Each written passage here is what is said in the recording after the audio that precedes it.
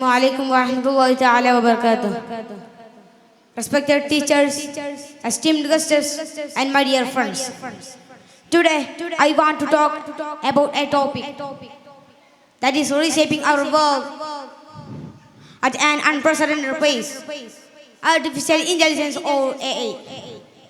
And I want to do so through an Islamic lens, exploring how our faith, our history, and our principles guide us in this new era. First and foremost, it is crucial to understand that Islam views technology and by extension AI as a tool, a product of the human intellect, which is a gift from Allah subhanahu wa ta'ala.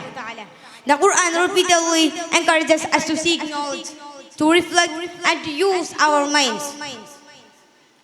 Verses like قل هل يستوي الذين يعلمون والذين لا يعلمون.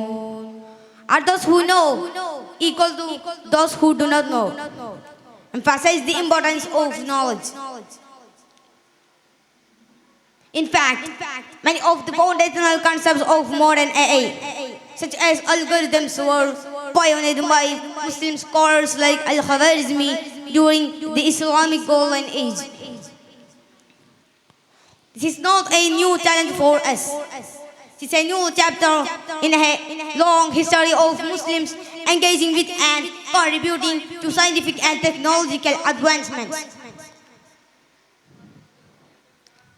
AI, in this sense, is a manifestation of humanity's intellectual growth, something Islam encourages and celebrates. While AI presents incredible opportunities, it also brings profound ethical challenges. This is where our faith provides a clear and comprehensive framework.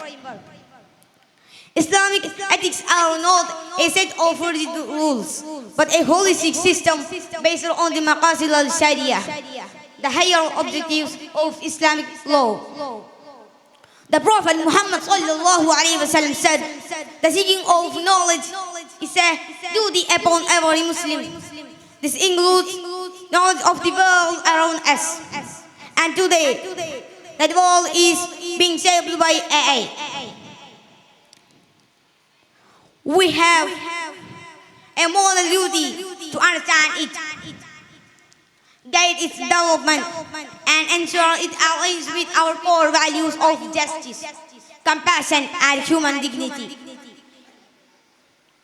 In conclusion, AI is not a challenge to Islam, but rather a new test for humanity's ethical compass, guided by the wisdom of the Quran and the Sunnah, and inspired by our rich history of scientific inquiry.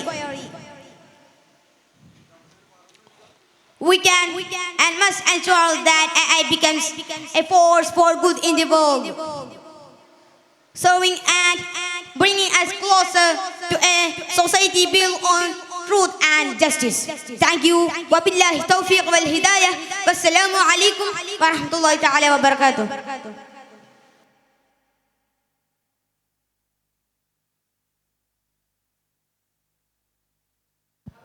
Next, call letter B on the stage. Judges, please not. Call letter B on the stage.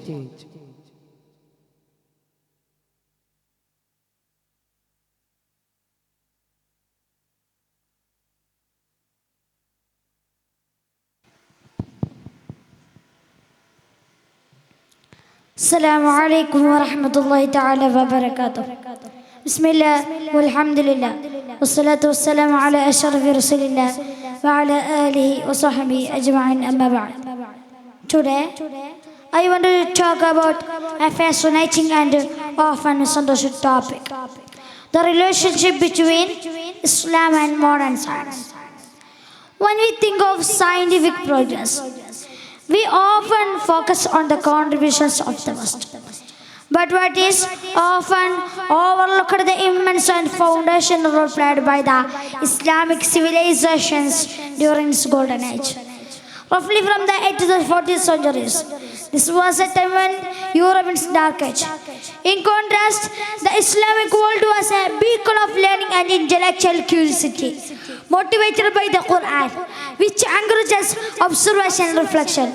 Muslim scholars embraced it, translated it, and built upon knowledge in Asian civilizations, the Greeks, Persians, Romans, and Indians. Consider the field of medicine.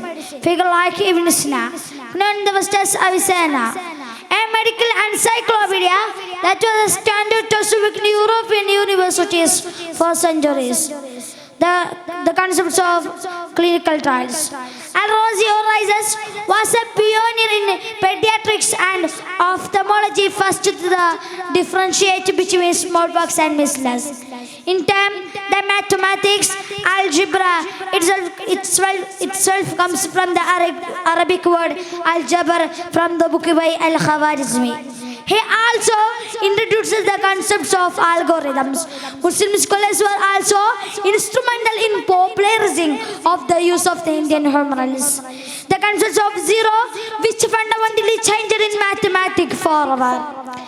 Even optics, Ibn al-Haytham are considered the father of modern optics. He developed the modern scientific methods. Observatories were built across the Islamic world. The ancient Greek belief that emanated from the eye.